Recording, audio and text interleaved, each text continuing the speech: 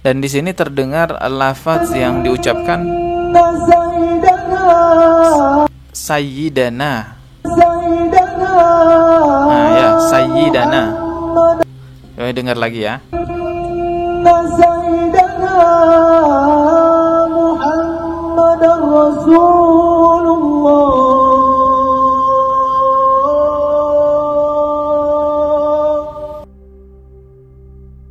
Assalamualaikum warahmatullahi wabarakatuh. Yang baru mampir di channel ini, subscribe dan juga loncengnya ditekan biar nggak ketinggalan video berikutnya yang akan saya upload di channel ini. Teman-teman, kali ini saya mau mereaksi sebuah video yang mana ini adalah video azan, tapi dalam azan ini ditambahin ucapan Sayyidina, khususnya sebelum mengucapkan nama Nabi Muhammad SAW. Biasanya yang kita tahu kan asyhadu anna Muhammadar Rasulullah, ya seperti itu yang kita tahu. Nah, di video ini ditambah asyhadu anna Sayyidana Muhammadar Rasulullah. Jadi ada kata-kata Sayyidana, tapi entahlah Sayyidina apa Sayyidana. Coba kita dengarkan dulu ya. Nah, ini saya sudah di videonya teman-teman ya. Coba kita dengarkan dulu seperti apa sih azannya. Di sini ada captionnya, boleh ke tambah-tambah dalam azan macam tuh. Oh, jadi dia bertanya, boleh nggak tuh menambah-nambahin azan semacam itu? Nak sangat tahu please. Oh, jadi dia ingin tahu banget nih gitu ya. Coba ya kita dengerin dulu. Sayyidana Muhammadar Rasulullah.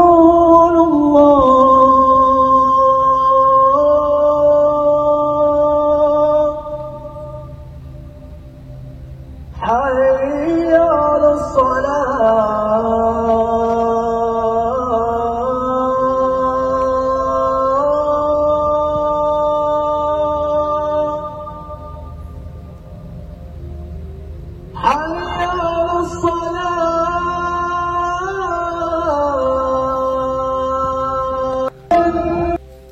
Oke, itu tadi videonya ya. Dan terlihat di sini ini sepertinya lapangan atau parkiran atau gimana ya.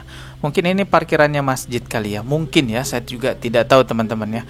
Dan di sini terdengar lafaz yang diucapkan Sayyidana. Nah ya, Sayyidana. Coba dengar lagi ya.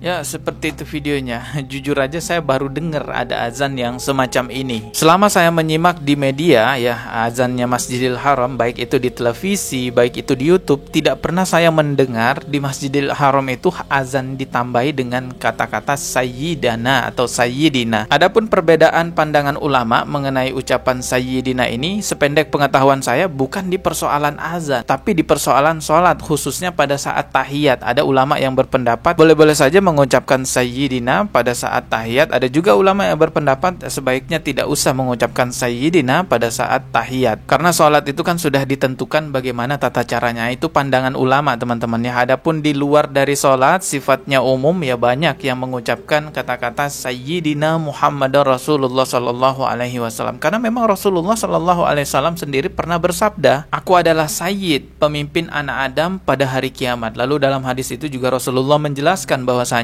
beliaulah yang akan memimpin para nabi-nabi nantinya di hari kiamat. Kembali lagi masalah azan yang ditambahi lafaz Sayyidina atau Sayyidana yang kita dengar tadi ya. Ya wallahu a'lam, mungkin itu adalah perkara baru yang ada belakangan ini saja. Tapi teman-teman, pada dahulunya azan itu juga pernah dirubah pada zaman Nabi Muhammad SAW karena pada saat itu ada wabah. Nah, ini penjelasannya dari Ustadz Abdul Somad, ini sebagai ilmu aja ya, kita simak ya. Coba simak dulu. Ketika terjadi wabah, fungsi azan dua. Pertama, ngasih masuk waktu, ngasih tahu masuk waktu. Yang kedua, ngajak ke masjid. Ketika terjadi wabah, maka fungsi yang satu berubah. Fungsi yang pertama memberi waktu saja, fungsi yang kedua ngajak ke masjid tidak lagi. Makanya asyhadu anna Muhammadar Rasulullah. Asyhadu anna Muhammadar Rasulullah. Sallu fi rihalikum. Salatlah kamu di rumah saja. Tak usah pakai bahasa Indonesia pula. Itu sunnah. Nah, jadi dulu zaman Nabi, zaman sahabat, kalau terjadi wabah, mereka gitu. Sallu fi rihalikum, sallu fi buyutikum. Salatlah kamu di rumah saja. Waktu itu tak ada DKM ngamuk-ngamuk. Oke, itu tadi penjelasannya Ustadz Abdul Somad. Kalau pada saat itu ya memang ada Rasulullah yang mengkonfirmasi bahwasanya itu boleh saja diganti. Tapi kalau di zaman sekarang ada yang mengganti-ganti azan, rasa-rasanya siapa yang bisa mengkonfirmasi bahwasanya itu boleh atau tidak. Di Indonesia sendiri juga pernah viral ada orang-orang yang mengganti lafaz azan yang harusnya hayyalas sholat diganti hayyalal jihad. Asyhadu anna Muhammadar Rasulullah, hayyalal jihad.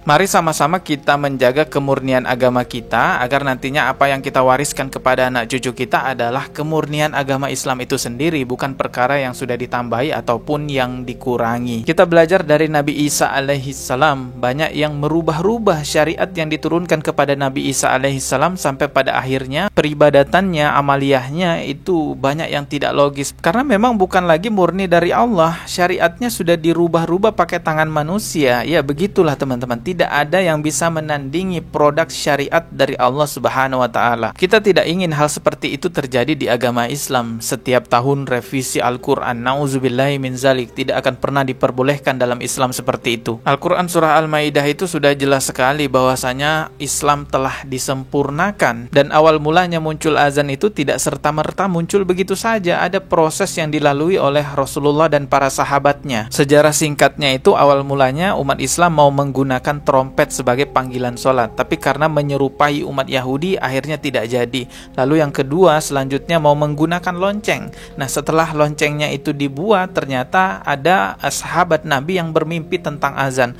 Lalu barulah Nabi memutuskan untuk menggunakan azan sebagai panggilan sholat. Dan ditunjuklah Bilal bin Rabah, orang yang sangat mulia sekali, sebagai orang pertama yang mengumandangkan azan di muka bumi ini. Mari sama-sama kita hargai dan kita muliakan para pendahulu kita dengan bersusah payahnya menegakkan syariat Islam. Kita hargai mereka, perjuangan mereka dengan cara menjaga kemurnian syariat agama Islam yang telah mereka perjuangkan. Kita saat ini hanya perlu mempelajarinya saja kepada orang-orang yang memang sanad keilmuannya sampai kepada Rasulullah Sallallahu Alaihi Wasallam. Kita hanya perlu mempelajarinya, bukan menambah-nambahi, bukan mengurang-ngurangi. Semoga bermanfaat apa yang sudah saya sampaikan teman-teman. Tapi biasanya setelah saya buat konten kayak gini ya, bicara tentang kemurnian Islam itu, nanti ujung-ujungnya saya dihujat Wahabi di kolom komentar. Ya sudahlah, gak apa-apa ya. Kita kan hanya bisa menyampaikan saja, masalah masuk ke hati atau tidak itu urusan Allah Subhanahu wa taala. Mohon maaf jika ada kata yang salah, wallahu a'lam bishawab. Kita ketemu lagi di video berikutnya. Subscribe dan juga loncengnya ditekan sebagai notifikasi. Wassalamualaikum warahmatullahi wabarakatuh.